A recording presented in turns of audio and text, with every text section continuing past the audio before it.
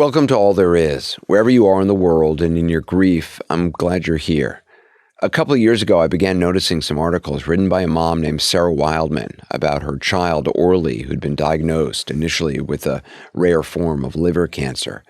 Sarah's articles were beautiful and moving, and I've been wanting to talk with her for a long time.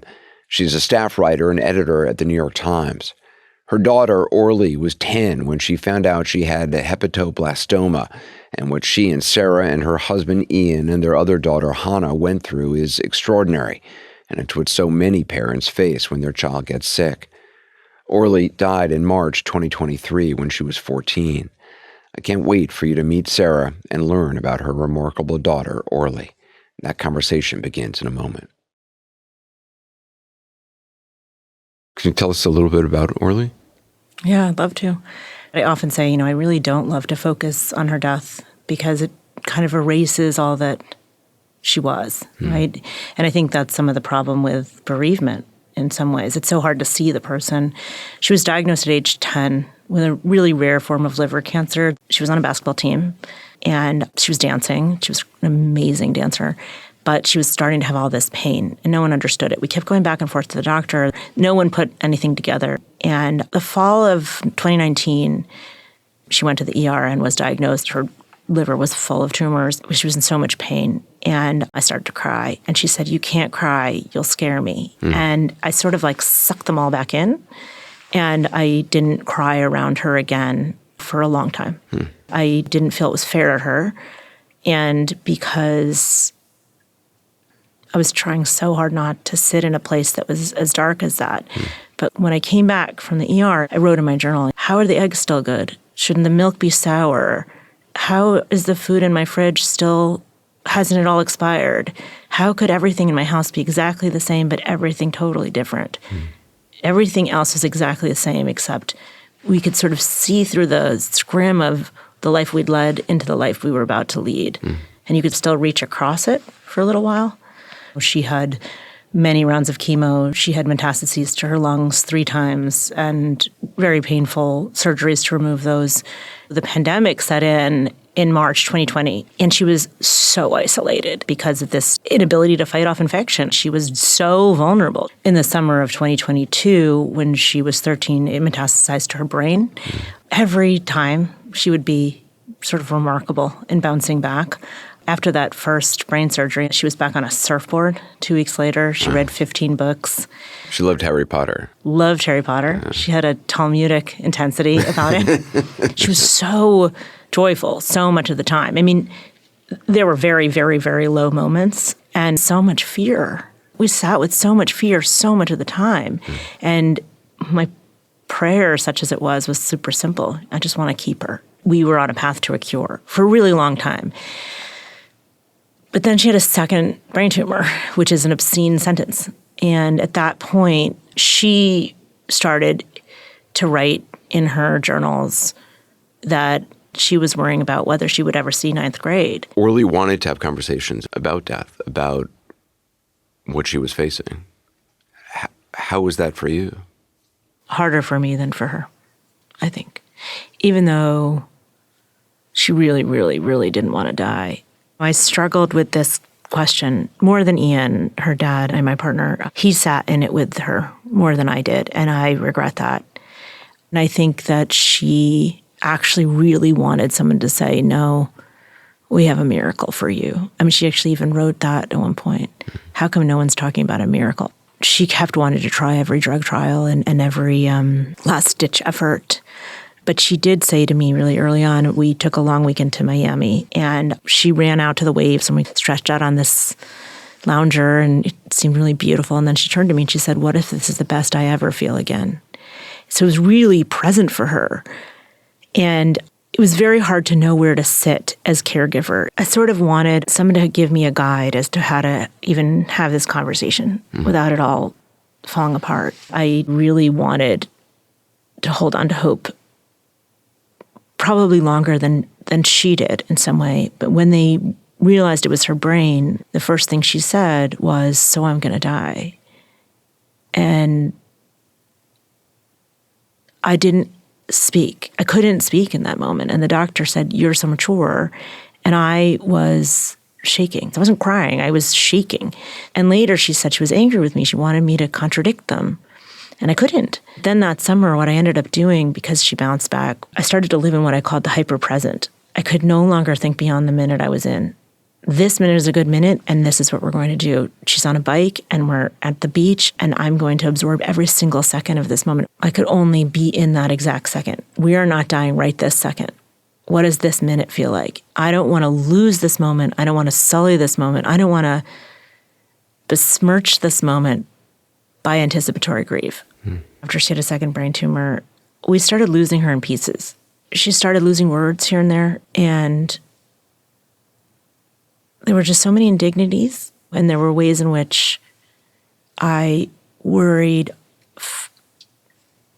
I didn't want to worry about losing her, but I was worried about losing her all the time. I was in this sort of traumatic intermediary space. I didn't know how to sit there. I didn't know what to do. I didn't know how to absorb it. Doctors would say, "What do you want?" And I would say, "I want her to fall in love. I want her to graduate. I want her to make mistakes." What do you mean, what do I want? What does that even mean? I want the years that were promised her. I didn't realize I was asking for too much. I don't want to worry that these are the only 10 good minutes, and what if I take a walk and I miss them? I want her to go out with her friends and come back too late and us argue about a curfew. I don't know. What do you want from a 14-year-old? I just want her to get to do things. So what do you mean by what do I want? How do you want me to live right now? How am I supposed to do this? I didn't know. And our world got smaller and smaller and smaller and smaller until we were spending almost all of our time in her room. And after New Year's, as 2022 became 2023, a tumor compressed her spine and it took away her ability to walk. And she just couldn't believe that her world had narrowed so dramatically. And Orli got upset with me for not making plans for her to have a summer camp. Why aren't you booking me summer camp? Did a doctor ever tell her that she was going to die? Or tell you? It was not quite said in that way. I mean, yes and no. When they recommended her for hospice, they said hospice is a backdoor to home nursing because kids can receive concurrent care. An adult who goes into hospice, it's really comfort care and mostly end of life. But for children, it's a sort of two-track. And they said we wouldn't have to give up doing drug trials and everything else. And then when the hospice nurse called, I said, well, we're starting a new drug trial. And the nurse just blithely said, well, you know, they told me she has 6 months to live, right? And I said, no, you're the first one to say that to me. And I was driving and I had to pull over and I sort of fell apart that night. I thought, I don't want to have a kid in hospice. I don't want that. Sometime later, an oncologist approached me and said, I heard you didn't finish the intake. And I said, is it true? Does she have 6 months? And she said, well, that's an antiquated way of thinking about hospice. And what I think she meant was no one can predict death. How long did she live after that? About 6 months. Yeah, 6 months. I just remember one of the nurses came through and she said, what happy memories you have on your walls. And I was so angry. I felt like, is that it? The memories are done. Is that the end of living? Are we no longer creating memories? One doctor, when I was obsessing, I said, I just wanted to take her to Paris. I don't know why you get these sort of things in your head. And he said, you're not going to get to make the memories you want to make. And it was actually one of the clearest sentences anyone had said to me. Did you want people to bring it up? Would it have been easier? I needed somebody who really knew us to sit down with us and say, we're at a really dire moment. What are the conversations you want to have? What are the things you want to discuss? Do you want her to write letters? Kids can do that too, the same way you can with an adult. You guys did an Instagram Live. Mm-hmm. So the Instagram Live was when she was in a second season of chemo after a lung resection, and she was really just brilliant in terms of explaining to you what it felt like to be a 12-year-old. Let's just play part of it. Do you feel like that regular life is just sort of continuing on and you're still in this cancer space? Yes. I think it's also because it was really, really big deal. Like when I got diagnosed for a whole month, like everybody talked about it, everybody tried to help. And then after that, a lot of people ditched me. I mean, I just think that cancer helps me also see how real friends are, but just so many people went out without me and just forgot that I was going through all this stuff. I think that, yeah, it goes on without me, and sometimes I feel alone. I love hearing her. Yeah. She's just incredibly impressive. You said in the Instagram Live, so I feel okay commenting on it. She looked amazing bald. She was an incredibly beautiful bald. Yeah, she was amazingly beautiful bald. And poised and articulate and funny and a bit wry. I used to show that video to doctors when she was doing poorly or not speaking in the hospital so they could really see who she was. I think the other piece about that video, which I love and I wish I had, is that as a result of this weird hothouse, horrifying terror roller coaster ride we were on, I knew what our adult relationship would be. We went out one night in Manhattan and we ran around and we went to see a play, and then we careened out of there and went to late night ramen, and she was like, "Oh, you're actually kind of fun." Thanks. High praise. Exactly. I have a tape of her just that I made that summer, slightly surreptitiously, although she later got mad at me. She knew I was doing some of these, but I came in and I filmed her and I said, "Don't you love me?" And she said, "I love you." And I really, really wanted to have her saying it, like on tape. But I love hearing her like this. I want to ask you about a couple of things you've written. You said, what if we were presented with something other than relentless hope? If we had been asked to really consider that Orli's time on Earth was limited, how would we have used that time? How do you think you would have done things differently? Or do you? I wish we'd recorded more. I wish that last summer, when she was really good, I used to lie in bed with her and we would just talk for like hours, way, way, way too late. And I wish I'd just hit record, I think I didn't because I thought to do so would indicate that I thought we weren't going to get more of those. I would have had her maybe write letters to us. I wish we'd really sat in this idea of what would she like her legacy to be? I wish we'd asked her the questions that I would want to ask anybody who is facing death. And I think, maybe I wouldn't have had the equilibrium to do it. To some degree, also, you're in such crisis mode. I just wish we had established ways to listen back to her voice even more. Our electronic lives are very, very, very easily erased. And in fact, most of her text messages disappeared one day because something happened you weren't texting to her. And I still text back and forth with that phone. Totally ridiculously, I still have it on. You still text her? I send myself stuff from her phone still. And every now and then I'll send her a message. My really beloved, incredibly gregarious, unbelievable brother-in-law died out of the blue on December 19th. What was his name? Michael Rapetti. We called him Mikey. On Orli's birthday, which was January 13th, we let go this biodegradable kind of dove balloon that you can write all over. And Hannah wrote on it, "I hope you're with Mikey. And I hope you're together." And I love that because the one thought that gave us some solace was the idea that maybe they were together. And oddly, Hannah didn't know this. I had texted that to Orli's phone. I said, "Are you with Mike? Are you both okay?" But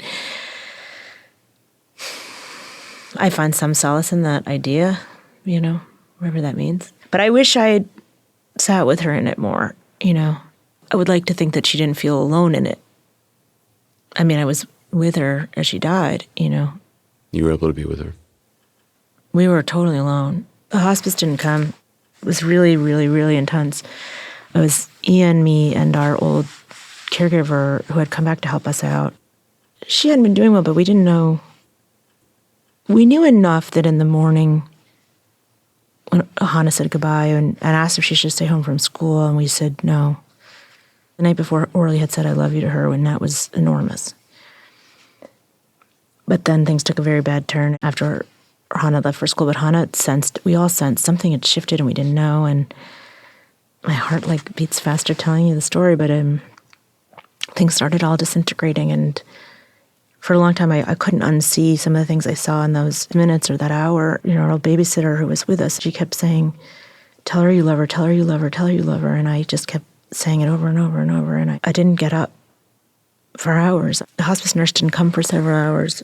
And I stayed there in the bed with her, which if you had told me at some point that I could be somebody that could do that, I wouldn't have thought so. But I also knew there's like things you want to memorize, right? We had the same freckle on our knee. Like, we used to hold hands a lot. When she was really small, I think I took as much comfort from holding her in bed as she took from me, you know? Just something so essential to it. There's something so profoundly off-kilter about having nurtured someone from birth and seeing them leave. And I know I'm not the first person to have done it, but it felt so out of order. I couldn't stand the idea of letting people take her out. It was not cinematic. It was not pretty. She was in pain. I can hear, even though she didn't really speak in that last hour, but I just can hear Ian cry, my baby, in a hallway. And all of it is something like I can't unexperience. It was so disembodied and so beyond myself in some way. And yet I didn't want to leave because then I'd never have another chance to hold her. And what does that mean? And how do you go back out into the world? I kept feeling her absence everywhere afterwards. I didn't know how to be in the world. I didn't know what to do with myself. You know, I didn't know. I felt like in free fall, you know. What does it mean now? What does anything mean? How do I put one foot in front of the other? How do I relate to anybody? How do I go out looking like a person? How do I not appear to every single person that I'm completely shattered? I kept feeling like every single step without her was a step away from losing that visceral experience of living with her. And what does it mean to sort of hold that memory? And I know you've talked about this a fair amount. This fear of losing both the profound and the daily. My kids are 4 and 5, and I've been recording all those moments of like just laying on the bed together, all those moments that you talked about that one normally wouldn't, and I've been doing that the last 6 months a lot. It's so crazy to me how over time one forgets all the moments that make up one's life with somebody else. It's terrifying. They call me Ima, mommy in Hebrew. And I think, do I have a recorder of her saying it? I just want to hear her call my name. We'll be right back with more of my conversation with Sarah Wildman. Welcome back to my conversation with Sarah Wildman. Has grief been different than you thought it would be? I feel like I walk around with this sign that no one can see, that I'm not complete. I stay up too late. I'm afraid of sleeping. I'm afraid of not sleeping. I fill in a lot with work. I'm alone a lot. They call me high functioning. I don't know what that means. I broke up with a therapist who said, I'm worried you're angry. And I said, have you Googled grief? Because I think it's the second one on the list. You know, it's like, yeah, I'm angry, and I don't think I'm allowed to be. I'll show you how angry. I'm really angry. Like, you should be here. You know, it's a mix of things because it's also navigating everyone else's grief and my own, and not knowing where I sit with it. It's sometimes being like just walloped by missing her, and wanting people to sit with it with me in some ways that I'm not good at asking for it. You're good at writing about it. It's the one space I feel like I'm able to shed all the inhibition I have about talking about it. Every time I pull out a receipt from an old bag or pocket, and I look at the date every single time and I think, was Orli with me? Did I sufficiently appreciate that day that she still walked this earth with me or was on the earth with me? Did I pay attention to it? Was I celebratory enough of it? And every time I see a date, I think, where were we? What was happening for her? Was she sick yet? Was she gone? It has totally redefined everything about how I see the world. and how I fear other loss also. It's like that Mary Oliver poem. At the end of the poem, she says, "Joy is not a crumb." The way in which we don't get to choose how much time we get happiness and how much we don't, and you have to sort of run into it. Sometimes I'm very open about it, and sometimes I'm not. Sometimes I feel like I should have a sign around my neck, caution when approaching, something like that. My entire life, I wanted to have a scar on my face, like Harry Potter. well, more, I always thought like a Bond villain, but like running from down, like across my eye, like down like this, so that someone would know without me having to say anything that I was living half a life. But that's it, exactly, right? It's a half a life. Yeah. I feel like that's the I'm thing. half a person. Yeah, that's what I feel like. I feel like that's when I was whole. Oh, I remember that. For me, it's like every time I meet someone, then it's a coming out. I noticed I was doing a quick apology thing. I would be like, I had a brother, but he died. And then sparing them the next embarrassment of them saying, how did he die? And then I would say by suicide, and then making them really awkward. I would try to do it all in one swoop. I didn't want them to feel awkward about it. And now I'm sort of like okay with the awkwardness of it, I guess. I think that's the thing, though. You do have this moment of like, I have a dead kid. I had this moment when somebody asked me recently, how's the family? And, you want to say something like, Hannah's really into volleyball, or at least dad. Do you think for you that the way your emotion is as high to the surface is because for so long Oh, absolutely. Yeah. I mean, I've buried it my entire life. I've never cried. You didn't cry when Carter died? I maybe cried. I found out I was in Washington when my mom reached me on the phone and called me, and I think I don't think I cried that night. I cried some, like in a pillow by myself, and maybe I gave a eulogy, and maybe cried during that. But I buried that pretty quickly, and certainly with my dad, I buried that very, very quickly. And I realize now, largely through talking with Francis Weller, that I developed this voice in my head that was designed to like protect the little kid that I was. And it's still the voice I have in my head, and it's a very unreliable narrator, it turns out, and it tells me to be wary of everybody. And I follow that voice to, it seems, high achievement, high functioning, as you said, but as you said, alone a lot and very isolated, and find it very hard to maintain any connection other than work. Now with my kids, it's different. But prior to having kids, yeah. I was invited to a night out the other night, and the more people that got invited onto this text chain, at one point I was like, oh, no, I'm out. Yeah. There's no way. Yeah. I'm not doing this. I can do like one or two people maybe in something, like, Yeah. but by and large, I bail out on everything.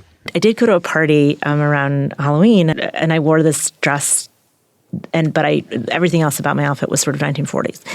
And this woman said to me, oh, I really like your dress. And I said, oh, it's my bat mitzvah funeral dress. I wore it to Orli's bat mitzvah and then her funeral. And she just kind of backed away. Really? She just was like, she didn't know what to do. And I was like, oh, I guess that was that was maybe too much. And I realized, that space of humor. The interesting thing is I sometimes think Hannah is the best at it. In fact, you should do a kids episode with different kids on. I would love that. Yeah, she had this moment the other day at school. She told me that something happened, and she turned to someone and she said, death doesn't have to be awkward. You're making it awkward. And I said, how come you at 12 are better at this than I can do? She said that to somebody at school. Mm-hmm. Yeah. Wow. You said death when it comes feels like a failure. Can you talk about that? Somehow, collectively, as a society in the West, we've come to decide that there's some kind of perfect death. It's around the age of 100, and you're surrounded by all your loved ones, and you've done all the things you want to do, and you say goodbye to everyone, and you pass peacefully. And I suppose that happens sometimes, and it's amazing. But a lot of the time, it's out of time. But we aren't actually able, as a medical establishment, to necessarily intercede every time. And yet I do think, especially with something like childhood cancer, there is a sense of failure with it. That's the sense I got. And I think it's part of the reason why it's hard to talk about. I mean, look, some of it is also the American ethos. From the very beginning, people would sort of act like, she's going to have such a great college essay. She's going to triumph over this, and she's going to have done this amazing thing. Or like at each stage, after she had a liver transplant, well, now you're done, and you've done this thing, and you got what a strong family you are. And so as a result of that being the narrative, it's very hard to show anyone the brokenness, even in the middle of it, the fear, the terror, the fighting, because there's so much tension. But yeah, I think that for childhood cancer in particular, childhood illness in particular, the idea that we can't save every single child feels like, how can that be? The underfunding of childhood cancer is one of the great crimes. I mean, it's unbelievable. It's unbelievable. For a society that claims to care about children, it's shocking. It's really shocking. I mean, the more we understood how little research had been done into childhood cancer as we looked at it, how many of the treatments are either were created for adults or are decades. Yeah, they're decades old. Decades old. Yeah. So there's this strange dichotomy between we don't fund it, and yet we somehow believe we should all be able to overcome it. You wrote, "The weary griever is used to the expression, 'I can't imagine.' It is an expression of distance and of pity. It is a declaration of separation, an implication of difference, and a means of personal reassurance. 'I can't imagine your pain' is a personal promise. I won't do it. I can't face it. I'll never have to. Thank God it's you, not me. Phew." And yet some of the best art is art that does precisely this sort of imagining, refusing to look away from the very human condition of grief. Yeah. Every time I hear it, and Hannah will say it now too, you can't imagine. You've imagined it from the first moment your child slipped on the handlebars and fell to the ground, and you ran over to make sure he's okay. You imagined it from the first moment you felt a fever, and it terrified you, and then you reassured yourself. And you imagined it from the first moment you realized that your parent could die. I think for many children, it's around the age of like 4 or so, right? The first moment that you realize that none of us will survive forever. We've always imagined it. So when people say, "I can't imagine," and they do all the time, they really are distancing themselves and protecting themselves. I know that sounds maybe more bitter than I mean to sound, although sometimes I'm bitter. The expression "I can only imagine" is a little bit better than "I can't." Do you feel her? Yeah, I do. Sometimes more than others. Sometimes I'm desperate to, and I don't. I've had some amazing moments of really feeling her. A couple months back, I did this loop around my neighborhood, and I was like, "Orli, where are you?" And 3/4 of the way through, these 2 older women were speaking very excitedly in Spanish next to a tree. And I don't know why. I stopped them, and I said, "What are you looking at?" And they said, "This bird." It was in Spanish. And I saw a pigeon or something, and I said, "Okay, this bird?" And they said, no, not that bird. This one. And it was this resplendent woodpecker on the tree in front of us. And they said, "We're so glad you stopped." And I said, "I'm so glad I stopped." And we all like grinned in this huge way, and we were so happy. And I walked away, and I thought, what just happened? Why did they even talk to me? Why did they show me this? And then I was like, oh. And maybe this is insane, but I was like, "Oh, Orli, I think that was you." I mean, that's what I felt. And maybe you can tell me, like, no. But I don't know if it matters what you think, I mean, it does, because you're Anderson Cooper. But in that moment, I thought, oh, I feel you here. I feel you in that weird moment of a woodpecker on a city street and these random women turning to me and speaking to me in Spanish. Why?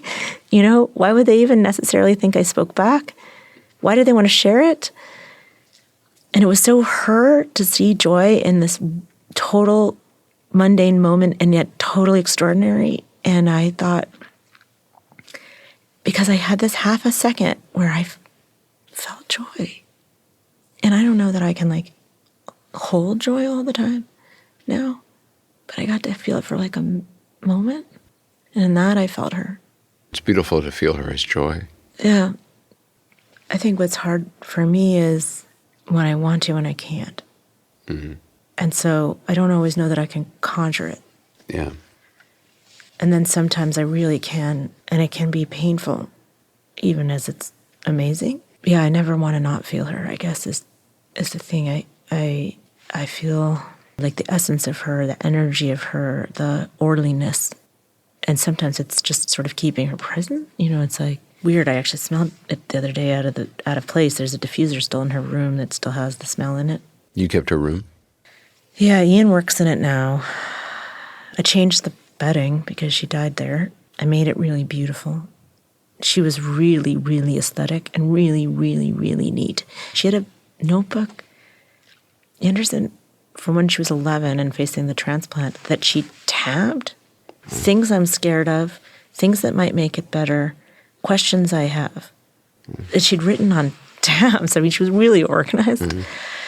So the room, she had all these feminist posters up. She was very political, very curious. She also loved Marvel, which she got into secondary to Harry Potter. And yes, I've kept it. And I did it in her, what I thought would be her aesthetic. You wrote that a friend of Orli's had given you a tremendous gift, the knowledge that Orli had tried to prepare herself.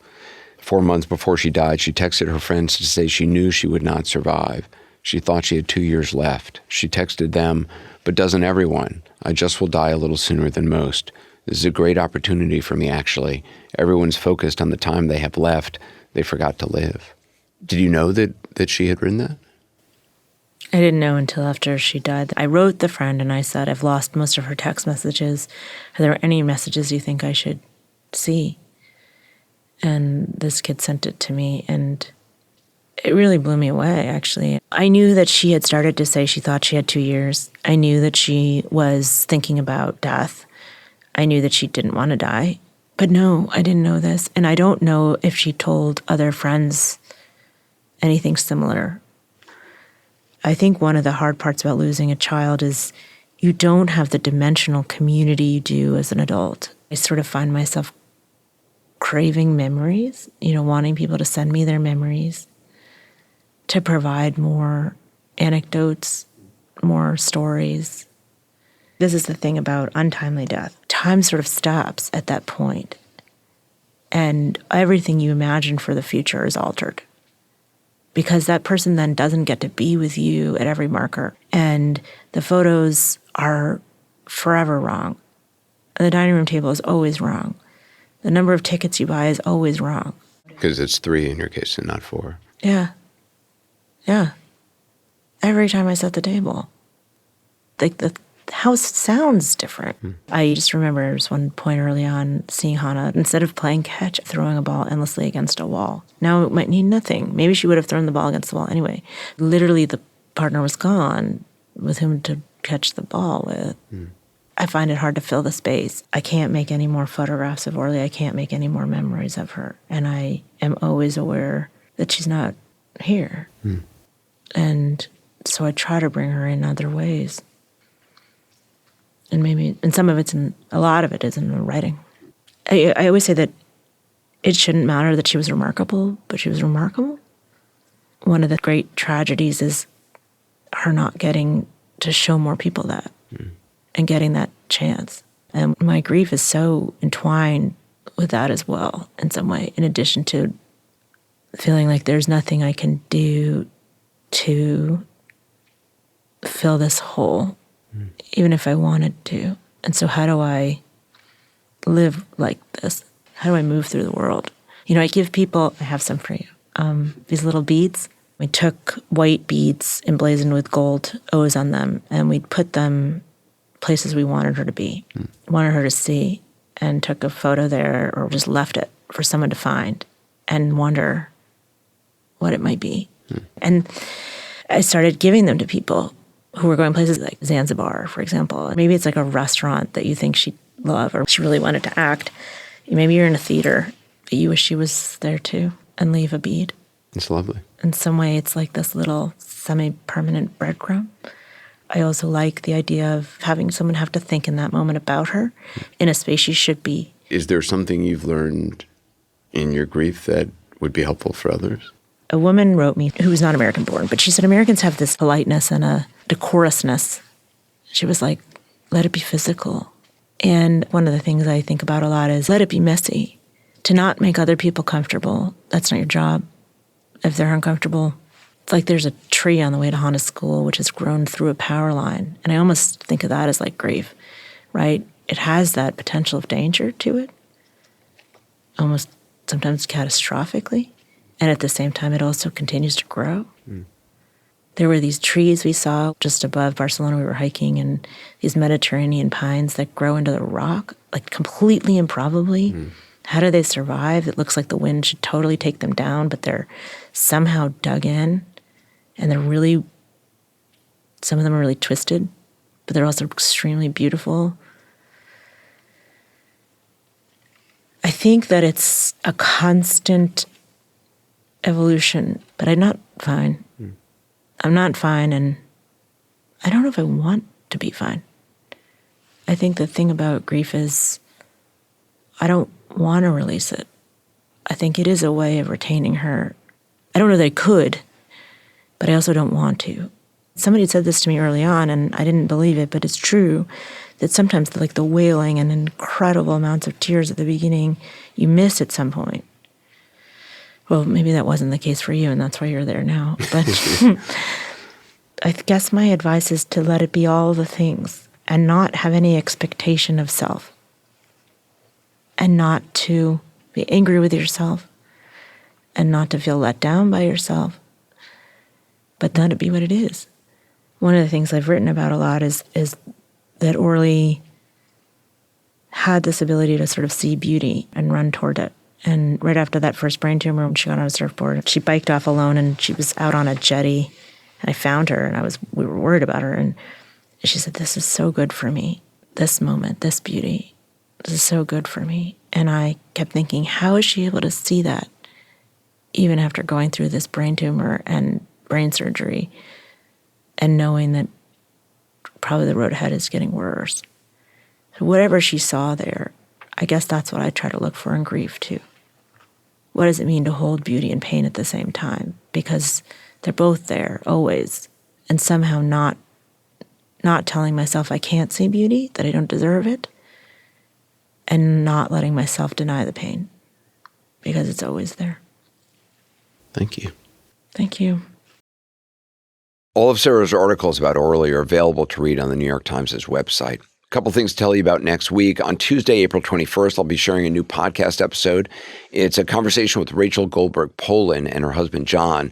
Their son, Hirsch, had his hand blown off and was kidnapped from the Nova Music Festival in Israel by Hamas on October 7th, 2023. He was later executed in a tunnel in Gaza. Then on Thursday, April 23rd, I hope you join me at 9:15 p.m. for my live streaming show, All There Is Live. You can only watch it on our grief community page at cnn.com/allthereis. It streams live there for free. You can also communicate with others in the comments section who are watching at the same time. Again, cnn.com/allthereis on Thursday night, April 23rd at 9:15 p.m. And if you missed the live stream, it'll be posted the following day for a week on the site. All the older episodes of that live show, they're all available on demand for CNN subscribers.